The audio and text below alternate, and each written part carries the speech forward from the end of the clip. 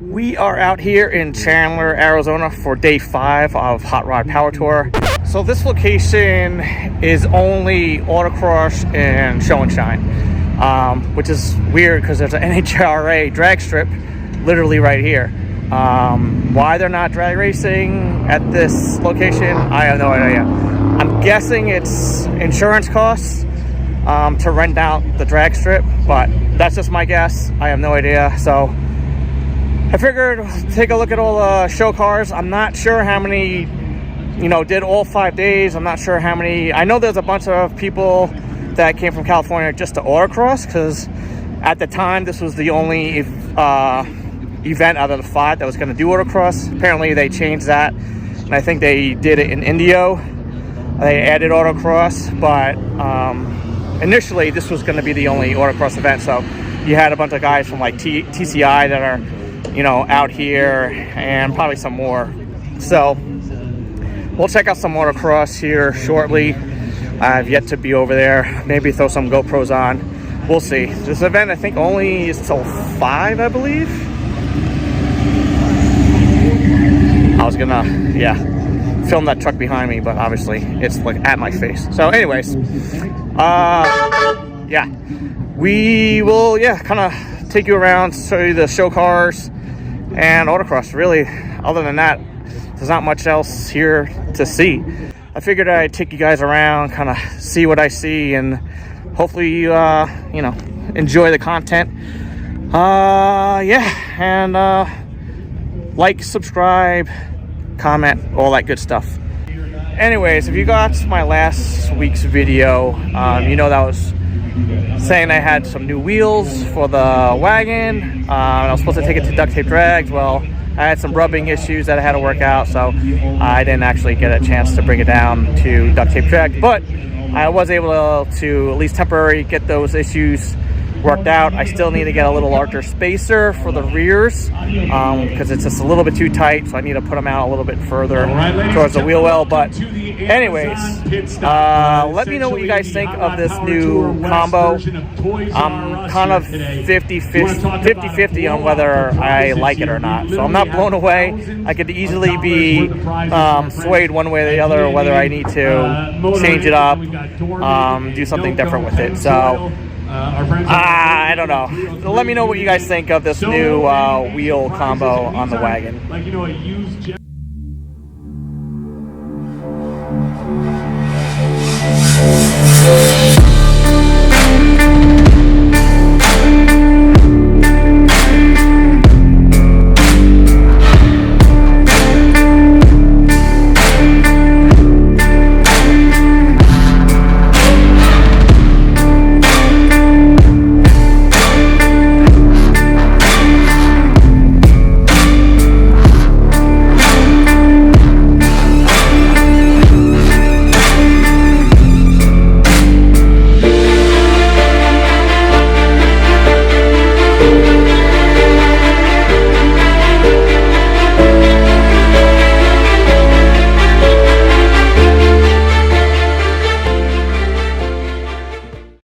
Let me pop in here for a second. So these are the wheels in question. These are Race Stars. These are 20s, 20 by 10s to be exact. The ones I had on here before were 18s. I don't remember if they're 18 by 10 or 18 by 8. But regardless, these are not much, but these are a larger wheel and tire combo. So I apologize for kind of how dirty they are, but you can see I still have some rubbing. You can still see some rubber in there. So I ordered new spacers to bring this out a little bit more. You can't obviously tell, but I have some play in there with my hand to bring them out a little bit towards the outer fender, obviously for both sides, because they're rubbing on both sides, or at least it's super tight, which I'll show you here in a second. So this is why I didn't go down to Tucson with the duct tape drags, just because it was rubbing really bad on this side, the passenger side, and I'll show you how I at least was able to get it to Hot Rod Power Tour on Friday for you. So right now we're under the right rear passenger, and you can kind of hopefully see that there's not much room there with the rear tire and the frame. So this is pretty much what I was dealing with on this side and the driver's side. So I did my best to adjust the panhard bar to, you know, bring the axle a little bit over to the passenger side, because it was rubbing really bad. I couldn't even barely move the tire on the driver's side. So this is what I was dealing with, and again, I don't know how well you can see it, but I don't have much room. So with the spacer, I'm hoping that will give me much needed space to, you know, not have any rubbing issues. So right up here is your panhard bar adjustment, and basically, depending on how, if you move it left or right, it moves the axle to the left or the right. So luckily I was able to adjust the panhard bar, which, like I said, gave me minimal space on each side. I'll show you from looking back at the driver's side to kind of show you a different angle of how much space or lack thereof I'm dealing with. So this is looking back at the driver's side at their left rear tire, and again, you can see there's not a lot of room for error, so there's some rubbing going on. Like I said, I try to do it as best as possible to even it out on the left side and the right side. It's probably closer on one side than the other, but it was getting dark and I was getting tired of getting up and down, trying to get ready for Hot Rod Power Tour. So anyways, I don't really see any tire rubber on this wheel at all, but like I said, there was some on the driver's side. So let me so anyways, I just kind of wanted to show you guys a little bit of what I was dealing with and how I plan to rectify it. I'm hoping the spacers gives it enough room, you know, out that I don't have to that it doesn't rub on the fender itself, on the inner fender. I think I'll be good, but I won't know until I get the spacers, which I haven't got yet. I also ordered new lug nuts that are 1 inch long, versus we had to cut these down because they were too long, and it was a whole thing. They're like special lug nuts. I can't really remember. Maybe I'll put the description right down below so you guys know what I'm talking about. But a lot of places don't even carry these type of lug nuts, so I had to go to like a special store. It was an all-day affair just trying to get these wheels on, and you know, lo and behold, I wasn't even able to you know, like I said, take it down to Tucson. So anyways, please let me know what you guys think about this tire and wheel combo. I'm still torn. My honest opinion is that it's too much of the same color of the car and the wheel. I've thought about doing maybe matte black centers and just keeping this the same, the lip, but changing this to like a matte black, or even like maybe like a matte brown, to kind of match the brown rust there. So I don't know. From Instagram, I put out a couple posts just kind of seeing what people, if they like it or don't like it. People seem to like it, but me personally, I'm more on the not liking it than liking side. So I don't know. Comment down below, let me know what you think of the tire and wheel setup combo on the Wagon, because I don't know, I'm torn. So anyways, that's a quick glimpse. Let's get back to Hot Rod Power Tour in Chandler, Arizona.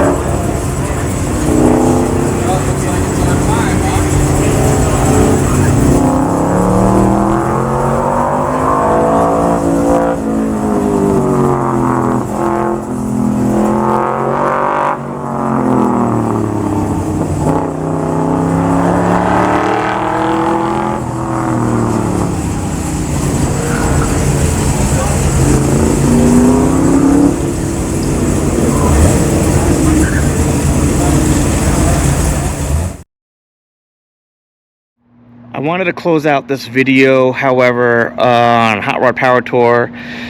My buddy was racing his Camaro. Bradford had set up an autocross course, probably, I don't know, 50 or 60 cars, I would say, were doing autocross. And you know, if any of you guys have autocross or no autocrossers, they're always trying to chase that next tenth, or they're always trying to get that little bit extra out of the car or themselves, and sometimes you just step over that line. And unfortunately, that's what happened to my buddy. He ended up losing control of his car, went into the dirt, and kind of backed it in sideways, backed it into a tire barrier.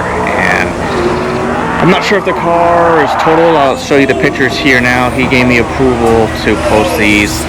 I told him, you know, I don't like posting video or pictures of people's, you know, crashes or, you know, failures. But he was like, no, it's cool. I give you full reign to, you know, post whatever you want. So yeah, I did get video of it. Unfortunately, I'll never be hired as a NASCAR video guy because I didn't get the actual contact. I just have him going off into the dirt, and I don't know exactly how fast he was going. I'd like to say somewhere 80, 90, but I don't know exactly how fast he was going. But I guess there's a little dip, and he just kind of lost it, and you could see what happened from it. So he's been autocrossing for, you know, over 10 years now, so he basically is like, it's not if it'll happen, but when. And again, I mean, if you've ever been in a passenger for one of these guys that, you know, definitely autocrosses like all the time, I mean, you see they're on the edge almost every turn of potentially losing it. It's very violent when you're inside these vehicles. It doesn't look like it, but once you're inside, it is. So anyways, yeah, I just kind of unfortunately end the video on a sour note. That ended autocross for the day. I mean, it was close to ending anyways, but that definitely put the pin in it. And so his fellow racers feel bad because they were pushing him to, like, you know, you could do it, you could get that next 10th, and you know, everyone's always trying to get the best out of everybody. And like I said, sometimes the car gets the best of you, and unfortunately these things happen. But the good news is he's okay. He's gonna rebuild the car, he'll be back, and you know, I'm sure it shook his confidence, and it'll take a little while to get that back. But at the end of the day, he's safe and the car is rebuildable. So yeah, so it sucks. Hate to see it happen. But again, if you're racing cars, eventually, you know, these things potentially do happen. So anyways, other than that, it was other than being super hot, it was a great event. Got to hang out with some friends all day. And we'll see what happens next year. If Hot Rod Power Tour West is it 5 days, is it 3 days, is it, you know, closer to the little cooler weather, is it Northwest? If it's Northwest, I'd really be down to doing that. But if it's gonna be kind of like how it has been the last couple of years, Southern California, you know, it's not really, that drive is not interesting to me. So anyways, hope you guys enjoyed the video. Please like, subscribe, comment down below, and I'll see you guys at the next one. Peace.